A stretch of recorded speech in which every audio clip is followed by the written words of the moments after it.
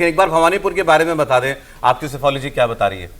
देखिए, भवानीपुर में सबसे पहले जो वोट डिलीशन हुए हैं, उस डिलीशन में कम्युनिटी वाइज क्या है, लेकिन ये निश्चित तौर पे है कि वहाँ पे देखिए अगर 25% 26% वहाँ पे माइनॉरिटी हैं, तो वहाँ पे हिंदी भाषी भी जो है 1/3 है। भवानीपुर में हिंदी भाषी वोटरों का जो है रुख इस बार और ज़्यादा मजबूत है कि चेंज होना चाहिए।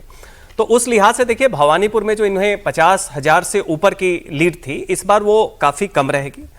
दूसरी बात यह है कि 2-3 चीज़ें इस बार स्पष्ट हैं। एक, ममता बनर्जी अभी तक हर चुनाव में खुद को एक विक्टिम बना के प्रस्तुत करने में सफल रहती थी। इस बार ममता बनर्जी वो विक्टिम कार्ड खेलने में बहुत ही पीछे रह गई हैं, कहीं से भी वो विक्टिम नहीं नजर आ रही हैं।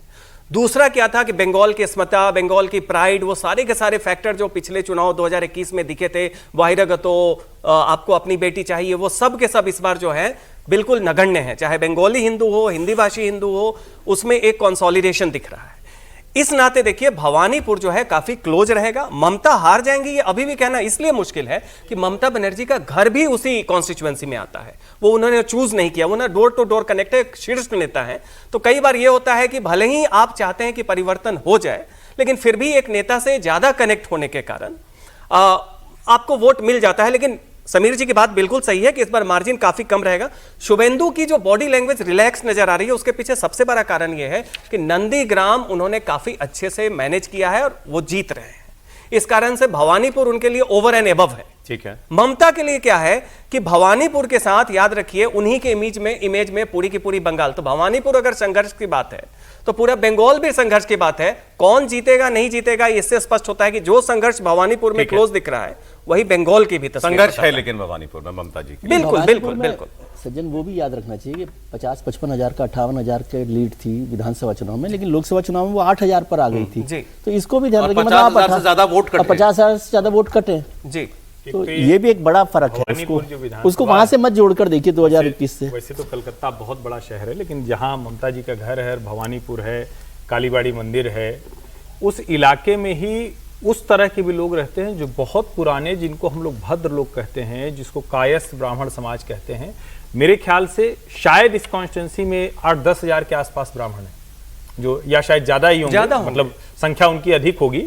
और दूसरा क्या है कि जो वहां कारोबार करने वाले लोग थे, मुझे वहां से लोग जो एक बात बता रहे हैं कि इस बार लोग कह रहे हैं कि नहीं अब तृणमूल रहने लायक नहीं, उनको थ्रेट लगने लगा है, जिसको भारतीय जनता पार्टी बार बार समझा रही थी कि घुसपैठिया तुम्हारे घर में आ जाएगा, कल को काम धाम करना मुश्किल होगा, शाम को तुम्हारी बेटी नहीं निकल पाएगी। मतलब जो भाजपा पिछले कुछ समय से कोशिश कर रही थी, वो उनके दिमाग में हिट कर रहा था। और मैं भवानीपुर की कतार देख रहा था, क्योंकि वो भी शहरी इलाका है, तो उसी तरह से लोग निकलते हैं। तो शुरू में 7 से 8 तक बहुत ज्यादा लाइन नहीं दिखी, क्योंकि फोर्स भी बहुत थी। फिर धीरे धीरे लोग इकट्ठा होते हैं तो फोर्स का महत्व कम होता जाता।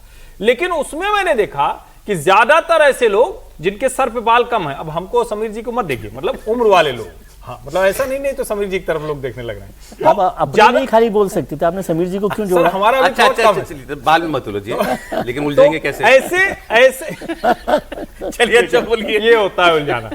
लेकिन ऐसे वोटर्स के निकलने का मतलब हुआ कि वो मतदाता जो बरसों से बंगाल की राजनीति को देख रहा है और जिसका पावर शेयर है, जिसको बार बार हम वहां कहते हैं कि उनकी पावर शेयरिंग रही है, कांग्रेस के समय में रहे, कम्युनिस्टों के समय में रहे, ममता जी के समय में रहे, अब उनको पावर शिफ्ट होता हुआ दिख रहा है। तो यंगस्टर और वो जो बुजुर्ग जो कई सालों से वहां देख रहे हैं, वो लोग